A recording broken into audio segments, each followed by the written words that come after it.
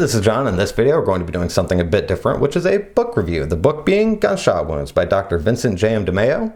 A little bit of background on the author. He is originally from Brooklyn. He's a board-certified anatomic, clinical, and forensic pathologist, as well as being a private forensic pathology consultant.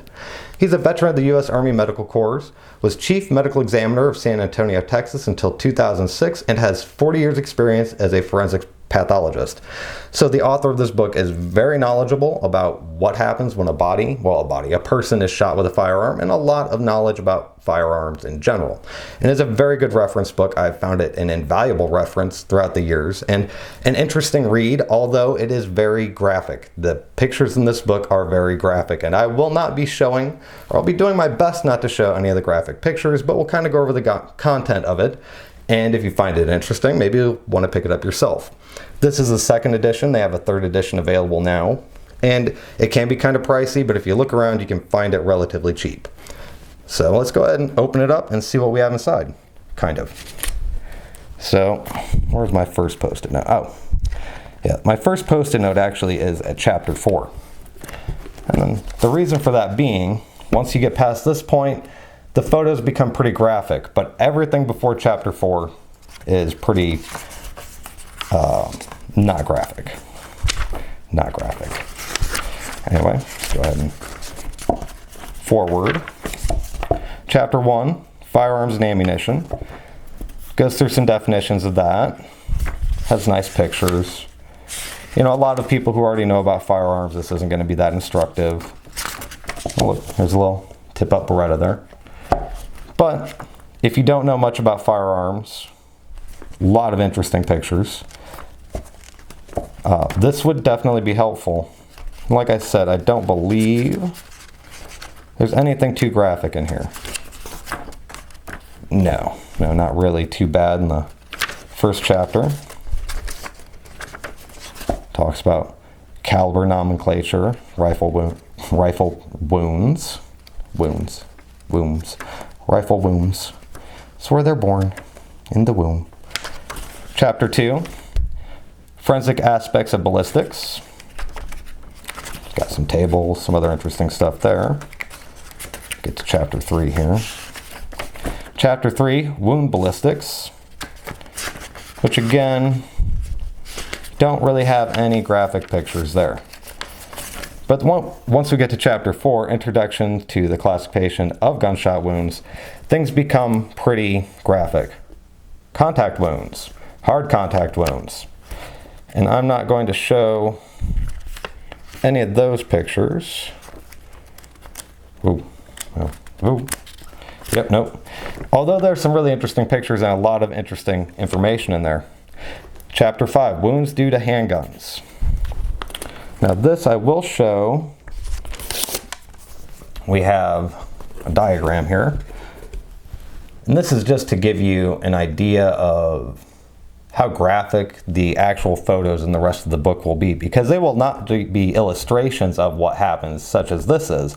It will be the aftermath of what happens. So if you have a queasy stomach or you are really not okay with seeing those sorts of pictures, do not buy this book. So that's a forewarning. But if you are really interested in information and you don't have a queasy stomach, well, I would say tread ahead. Let's see. Then you have wounds from .22 caliber rimfire weapons. There we go. Wounds from centerfire rifles. I believe I have some pictures I can show here. Yeah. You can see what the bullet looks like after it's been in the body, some x-rays of fragmentation. There you go. Let's see what's next. Oh, here's a neat illustration of, I want to make sure I'm not missing anything. I may have missed something here. Oh God. Okay, well, yeah, I did. Because the next chapter, see if I can find the beginning of this chapter. There we go. Wounds from shotguns. Whew. Getting a little nervous there on which pictures I might accidentally show you there. Anyway, they have a neat breakdown of a shot shell if you've never seen that before or if you've never cut one open. Next chapter after that. Oh wait, no, I actually have another cool set of pictures here. They have a illustration of what the shot looks like coming out slow motion from the end of a shotgun barrel. That's pretty cool. Although you can find that in video form pretty easy nowadays. Still, it's a pretty cool picture. See, then we have bloody scenes, or bloody bodies and bloody scenes, which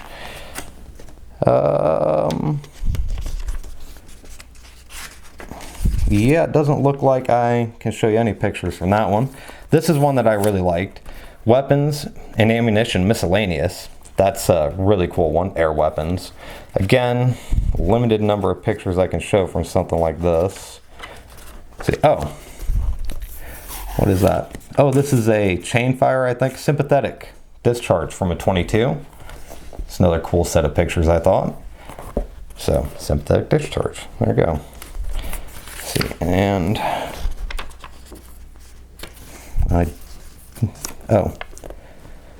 then this was just, they have some different designs, different definitions of new ammunition. See, here's 11 X-rays, which, can I show anything from that?